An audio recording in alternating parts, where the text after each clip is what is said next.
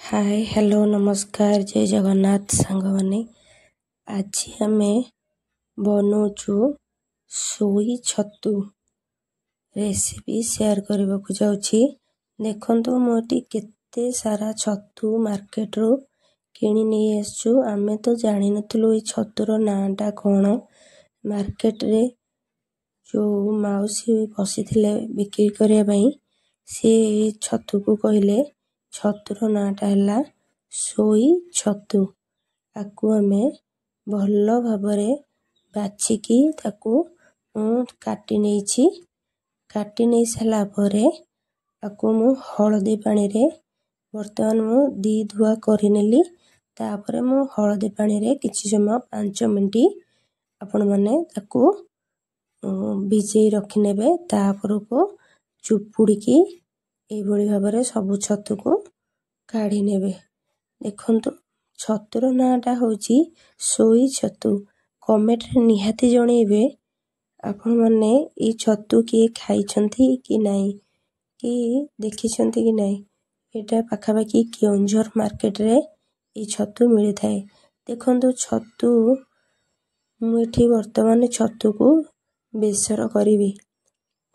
से ता पय मु नै जाउची करेई ततेई नेली। ततेई की मु एठी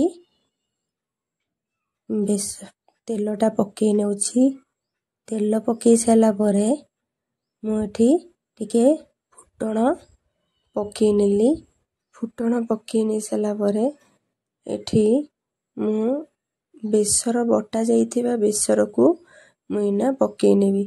आपण माने जानथिबे छतुटा को बेसर कले केते सुंदर देखा जिबाकू जेते सुंदर देखिबाकू खाइबाकू भी सेति टेस्ट लागि थाए। देखंतु बेसर रे मु एठी गोटे बुदा रसुण गोटे पियाज 2 चम्मच सोरिष आ गोटे चम्मच जीरा नेकी हाफ टिके अदा नेकी आपण माने बेसरटा ग्राइंडिंग करिकी आनिबे हेरी। तारु मु एठी बेसरटा को छाड़ी नेली। देखंतु बेसर टिके 5 मिनिट खंडे आमे आकु वर्तमान कसी नबा। आपण माने जानिथिबे मार्केट रे सब प्रकार छतु मिले किंतु टाउन रे एते वेराइटी छतु मिलेनी। जोटा गाँ गहली मार्केट किंबा ए सब मार्केट रे मिली थाए। हमकू विभिन्न प्रकार छतु मिली थाए। देखंतु एठी मु गोटे टमाटो को ऐड कर नेछि बेसर रे। बेसर रे मु एठी गोटे चम्मच लूण आउ हाफ चम्मच हळदी पकेई नेछि।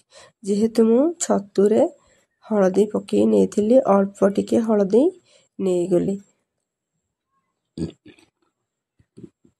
देखंतु किछि समय गला परे मु एठी काश्मीरी लंका जहा कोंती रेड चिली एटा पकेई नबा। जहा पड़े हमर तरकारी रो स्वादटा बहुत भल लागि थाए। कलरटा भी बहुत सुंदर देखि थाए देखा जाई थाए। कलरटा जेते सुंदर देखा जिवो हम खाइबाटा भी खाइबाकू भी बहुत भल लागि थाए। आखि की जे कोनसी जिनिसटा भल देखा जिवो खाइबाटा तो बहुत टेस्ट लागि थाए। देखंतु एठी कलरटा केते सुंदर होई गेला बेसर कलरटा। मु एठी सरू सरू करी आलू नै जेछि। आपण भी आहुरी चुना चुना करी आलू नै परिबे किबा सिझा आलू भी एठी नै परिबे कि आलू को भी आपण माने जदी आलू जो माने खाउ नाहंती आलू को भी स्किप करि नेबे। एठी खाली छतु भी आपण माने हल्का अल्प बेसर क्वांटिटी करी छतु भी नै जिबे। मु एठी आलू पकेई आलू को हमें सिझेबा को छाड़ी नबा। आलू को मु टिके बेसर रे कसी नेली तापर पानी नेकी मु एठी सिझिबा को छाड़ी देली। वर्तमान एठी म आलू सिझिनी आउ टिके सिझिबा को मु वर्तमान छाड़ी नेबी। हाँ आपण मानकु मु कहि रखुची ए छतुटा आपण माने मसला देकी भी करि परिबे आ भले की बहुत पियाज भी काटी की आकु भजा भी आपण माने प्रस्तुत करी खाई परिबे। बहुत टेस्ट लागि थाए। देखंतु छतु को केते सुंदर देखा जाउची छतु। वर्तमान मु आलू माने प्राय 90% सिझी आसिलानी। तापर को मु एठी छतु ऐड कर देली। छतु पकेई साला परे मु वर्तमान बेसर संगे रे छतु को मिसेई नेबी। ମିଶିଗଲା ପରେ କିଛି ସମୟ ମୁଁ ନା ଘୋଡ଼େଇ ନେବି। ଦେଖନ୍ତୁ କେତେ ସୁନ୍ଦର ହୋଇଛି କଲର୍ଟା, ଆପଣମାନେ ଭଲ ଭାବରେ ଦେଖନ୍ତୁ। ଖାଇବାକୁ ବି ବହୁତ ଟେଷ୍ଟ ଲାଗିଥାଏ। ଆପଣମାନେ ଏହି ଛତୁ ଖାଉଛନ୍ତି କି ନାହିଁ ନିହାତି କମେଣ୍ଟ ମାଧ୍ୟମରେ ଜଣେଇବେ। ଦେଖନ୍ତୁ ଭଲ ଭାବରେ ଛତୁକୁ ମିକ୍ସ କରିନେବେ, ତାପରକୁ ଘୋଡ଼େଇ ନେବେ।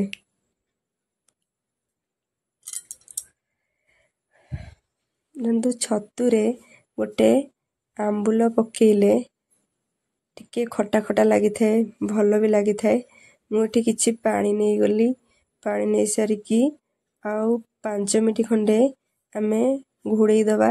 ଘୋଡ଼େଇ ସାରିଲା ପରେ ଛତୁ ସାଙ୍ଗରେ ଆଳୁ ବି ଭଲ ଭାବରେ ସିଝି ଯାଇଥିବ। ଦେଖନ୍ତୁ ଭଲ ଭାବରେ ଆକୁ ସିଝି ଯାଇଥିବ। ତାକୁ ଆମେ ଟିକେ ବହଳା ରଖିବା। ମୁଁ ଟିକେ କାଢ଼ିକି ଦେଖିଲି, ଅଳ୍ପ ଅଳ୍ପ ଟିକେ ସିଝିଛି, ଆଉ ଟିକେ ସିଝିବା ପାଇଁ ଛାଡ଼ି ନେବା। ଆପଣମାନେ ବିଭିନ୍ନ ପ୍ରକାର ଛତୁ ଖାଇଥିବେ। ପୋଇ ଛତୁ ନିହାତି ଭାବରେ ଆଣିକି ଟ୍ରାଏ କରି ଖାଆନ୍ତୁ। ଏଇଟା ମାଟିରେ ହୋଇଥାଏ এই ଛତୁଟା। ଦେଖନ୍ତୁ ଏଠି ମୋର ଛତୁ ପ୍ରସ୍ତୁତ ହୋଇଗଲା। ମୁଁ ଏଠି ଗରମ ମସଲା ପକାଇ ନେଉଛି। ଗରମ ମସଲା ପକାଇ ସାରିଲା ପରେ ଛତୁଟାକୁ ମୁଁ ବର୍ତ୍ତମାନ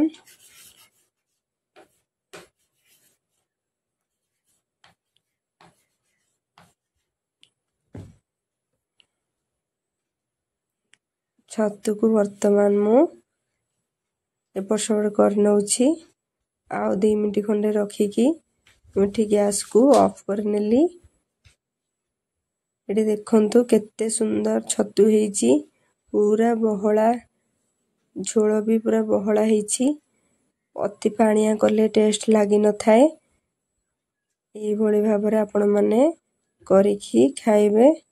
ଦେଖନ୍ତୁ ଛତୁଟା କେତେ ସୁନ୍ଦର ହୋଇଛି।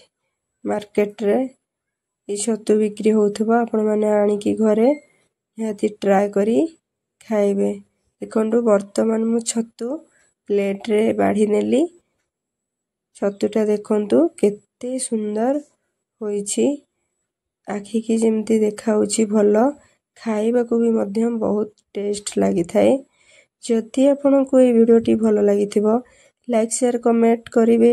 ଚ୍ୟାନେଲରେ ଯଦି ନୂଆ ଥିବେ ସବସ୍କ୍ରାଇବ୍ ମଧ୍ୟ କରିବେ। ରହୁଛି।